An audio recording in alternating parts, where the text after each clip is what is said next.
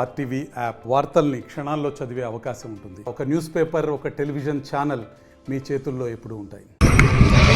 తాగునీటిని సరఫరా చేసే కనేకల్లు ఎస్ఎస్ ట్యాంకుకు ఈరోజు తుంగభద్ర జలాలను విడుదల చేయడం జరిగింది. ఈ సంవత్సరం దాదాపు నెలన్నర పాటు ప్రజలు తాగునీటి కోసం తీవ్రమైన ఇబ్బందులు ఎదుర్కొన్నారు. ఒకవైపు ఎస్ఎస్ ట్యాంకులో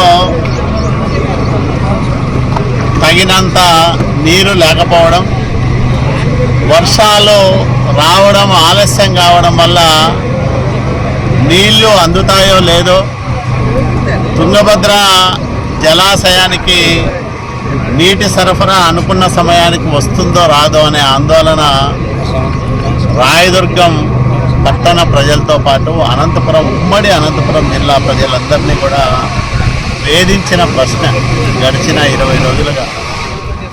అదృష్టవశాత్తు శివమొగ్గ పైన మంచి వర్షాలు కురవడం, తుంగభద్ర రిజర్వాయరు పొంగి పొర్లి ప్రవహిస్తూ ఉండడం వల్ల మనకు ఈ ఏడాది మంచినీటికి ఇబ్బంది లేకుండా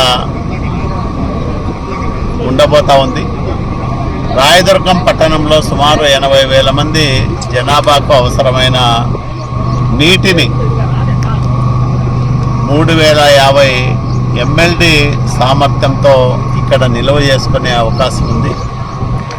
ఇది నిండడానికే 3 నెలల పైన పడుతుంది. ఎందుకంటే ప్రతిరోజు నీటి వాడకం ఉంటుంది కాబట్టి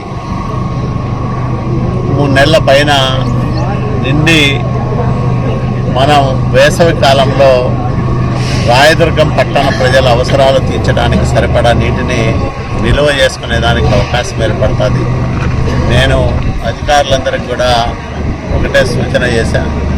ఈ పంపింగ్ సిస్టంలో ఏవైనా లోపాలు తలెత్తినా వెంటనే వాటికి మరమ్మతులు చేయడం, అట్లాగే కరెంటు సమస్య ఉంటే మొన్ననే సమీక్ష చేశాం అధికారులందరితో కూడా. వాళ్ళు సహకరిస్తామని చెప్పారు.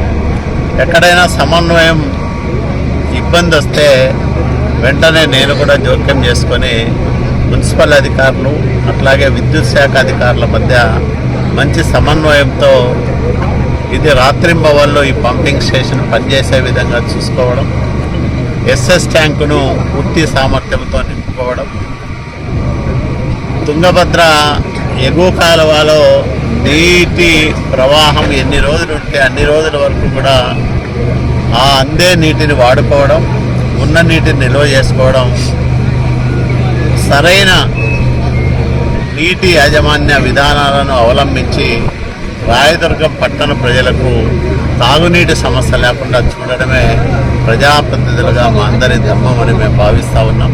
తప్పకుండా ఆ రకంగా కృషి చేస్తామని కూడా రాయదుర్గం ప్రజలకు మాట ఇస్తాం.